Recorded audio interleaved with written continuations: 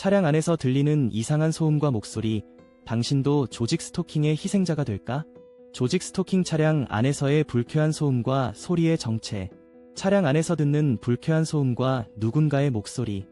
이 상황은 단순한 우연이 아닐 수 있으며 당신이 조직 스토킹의 피해자가 될 수도 있다는 사실을 경각심을 가지고 바라보아야 합니다.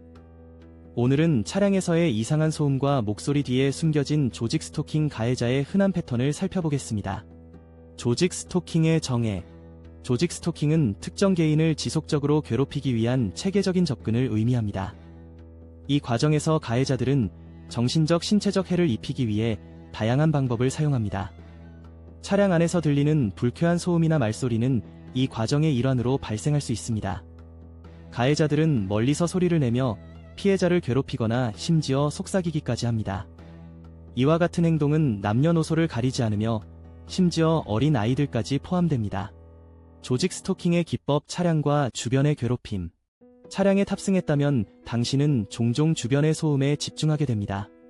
하지만 이러한 소음 뒤에는 의도적인 괴롭힘이 숨어 있을 수 있습니다. 많은 피해자들은 자신의 차량 근처에서 누군가가 죽어 미친놈과 같은 불쾌한 욕설을 들었다는 증언을 합니다. 이러한 소음은 가해자들에 의해 오어키스트레이티드 조작된 것일 수 있습니다. 또한 아랫집이나 윗집에서 특수한 장비를 통해 생활소음과 함께 고통스러운 말을 섞어 전달하는 경우도 빈번히 발생합니다. 이는 피해자에게 지속적인 스트레스와 불안을 유발하며 생활 전반에 걸쳐 심각한 악영향을 미칩니다. 심리적, 신체적 영향.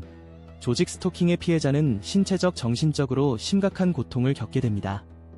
지속적인 공격과 괴롭힘은 피해자의 심리적 안정성을 크게 해치는 요인이 됩니다. 피해자들은 불안감, 우울증, 심리적 불안정성을 경험하게 되며 이는 결국 일상생활에 지장을 초래합니다. 심지어 뇌파 생체 실험 및 전파 무기 공격의 표적이 될 수 있으며 이러한 기술은 피해자의 자유의지를 끊임없이 침해할 수 있습니다. 이어지는 내용은 블로그 게시물에서 확인하실 수 있습니다. 게시물 링크는 더보기란 또는 고정 댓글을 참고해주세요. 영상이 도움이 되셨다면 좋아요와 구독 부탁드립니다. 감사합니다.